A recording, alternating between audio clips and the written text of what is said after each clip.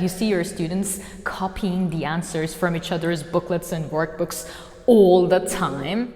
Do you also feel as frustrated as I do? Well, this video is for you. First of all, you cannot change a student's habits that easily. I mean, if your student is used to copying from his or her friends' booklets, you cannot change it in one day. So yes, we do need to have a plan to change that habit. But until we can find a way to change that, what are we supposed to do?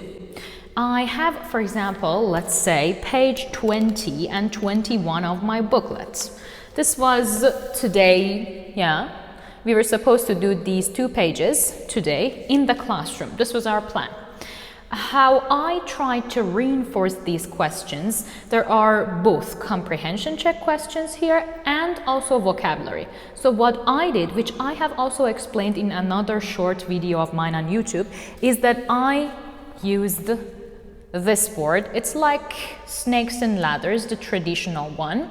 But the fun and the good thing about this template, which I will be sharing the link with you in the description box below, is that as you can see, when the snakes bite you, you don't go down, you actually go up, which is nice. I mean, I don't like students to feel like they are going to lose the game, even if they have the knowledge.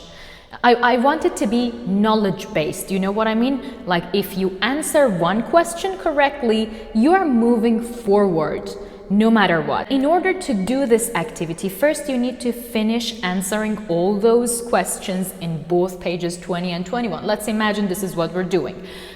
Or you have got workbook and you're doing some grammar practice with your students, but they're copying the answers from each other. Or you have got like weaker students sitting with the stronger ones, but you know that the weaker one might not actually be able to answer those questions. So at the end of the day, again, we're faced with copying.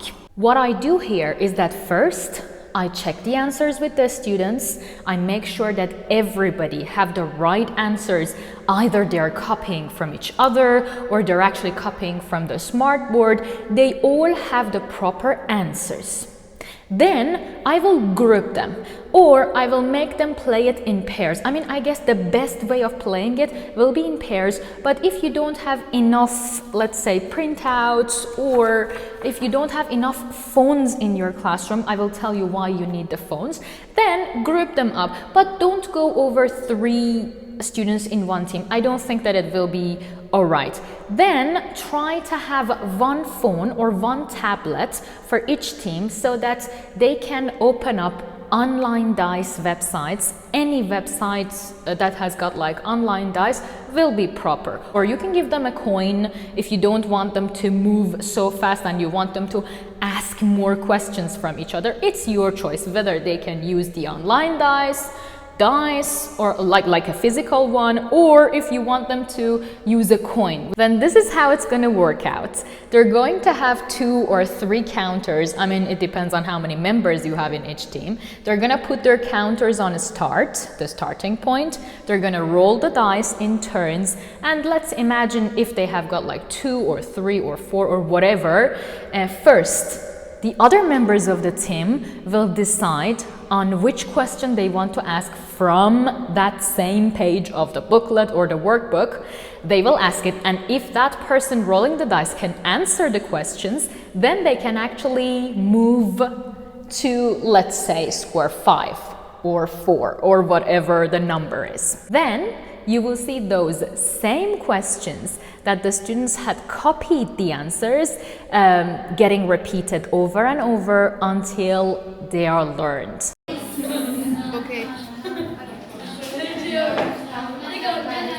You ask.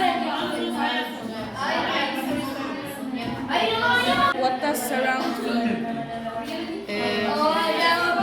To get surrounded by some structures.